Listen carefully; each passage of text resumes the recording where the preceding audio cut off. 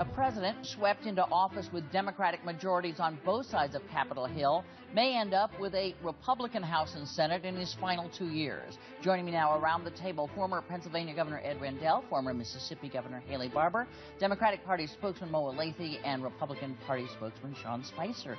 Thank you all for being here.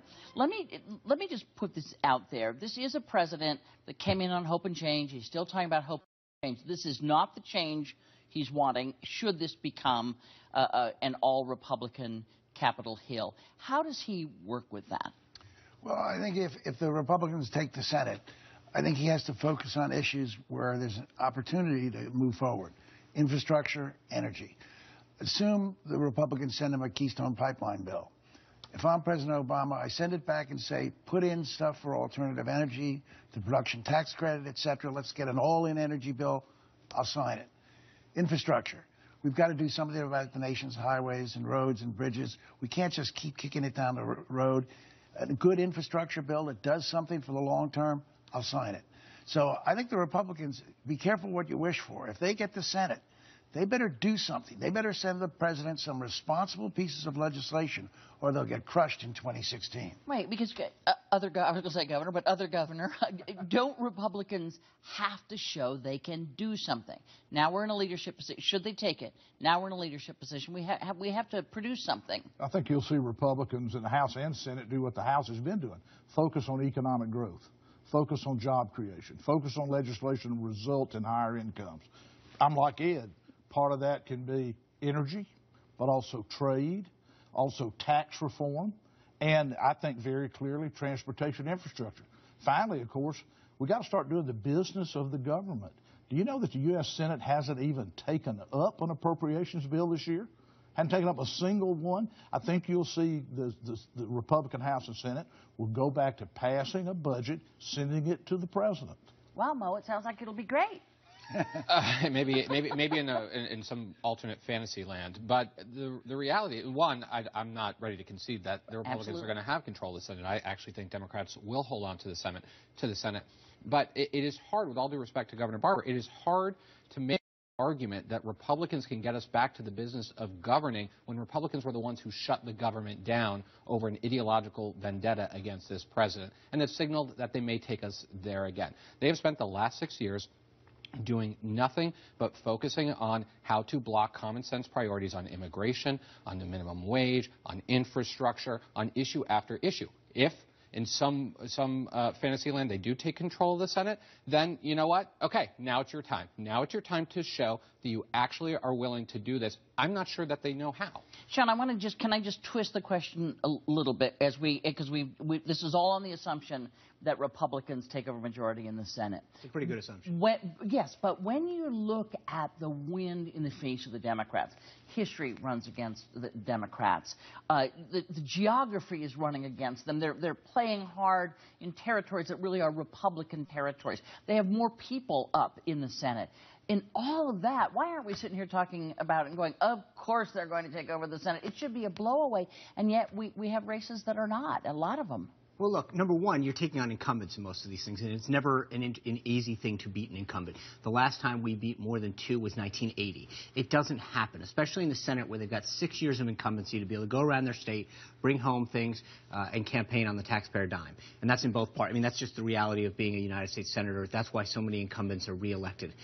But the fact of the matter is, you look at states like Colorado, New Hampshire, Iowa, and even Virginia now, we are extremely competitive and ahead in every one of those states, and I think that's important.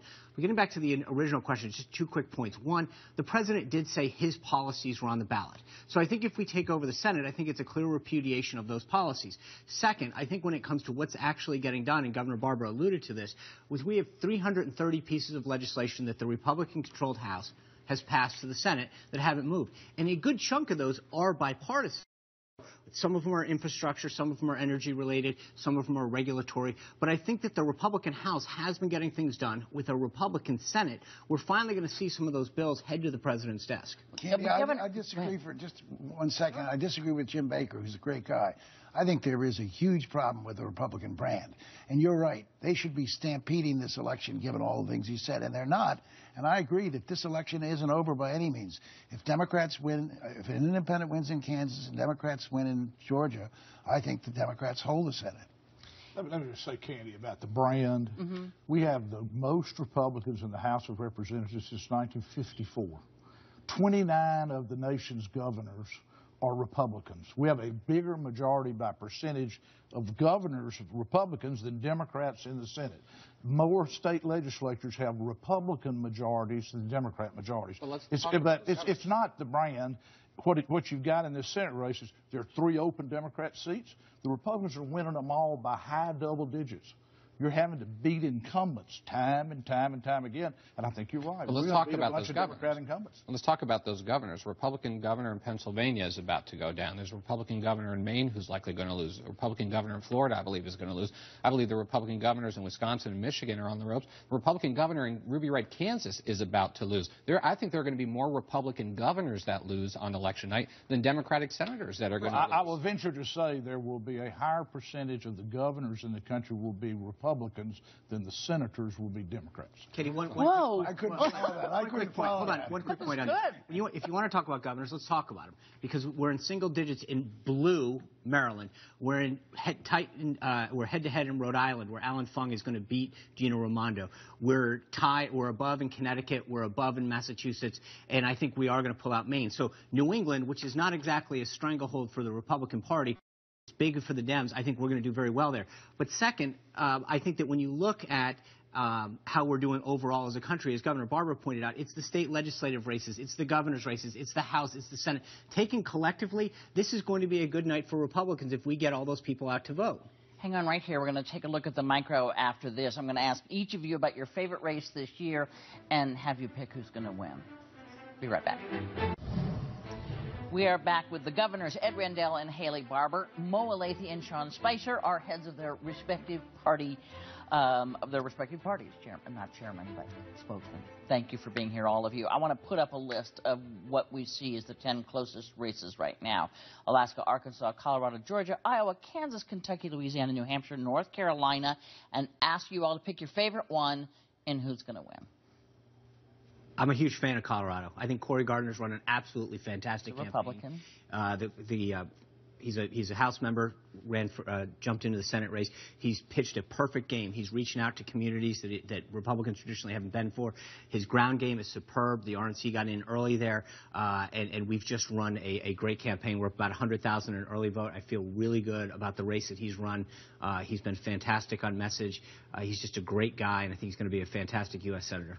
Colorado's getting really, really hard to predict about a lot of things. It's an interesting state. One race that's actually not on your list, but I'm really interested in, is Kansas governor, where Republican Governor Sam Brownback is, I think, about to go down. He has wrecked his state fiscally, cut education, and Paul Davis, the Democrat there, has put together an incredible bipartisan coalition where over 100 Republicans have endorsed his, Republican office holders have endorsed his campaign. That's going to be a big win for Democrats. And does Brownback's problems drag down Senator Roberts, who's in a tough fight? Well, it's a very Republican state. You haven't elected a Democrat senator since 1932. There may be some Republicans in Kansas who say, I'm not going to vote for 2 Democrats. And let's face it, Orman is a Democrat. The idea that he's running as a Republican. He contributed to Obama's campaign. He contributed to Harry Reid's campaign. He's an independent on the ballot, but Republicans have made much of his background. Sheep's clothing. Right. The race that I think is interesting is Georgia. The Georgia Senate race, Perdue, a businessman, running against Sam Nunn's daughter. So both parties have extremely good candidates, and yet it's probably going to go to a runoff because of a third-party candidate. A Libertarian is probably going to keep Perdue from getting a majority. I think it's likely, very likely, that in January, when that runoff occurs, that Perdue, the Republican, will beat Nunn. But this is a race that's going to be thrown over to January because of the Libertarian, and that could cost the Republicans the seat in North Carolina, where Tillis, if the Libertarian vote were split between him and Senator Hagan, probably Tillis would win.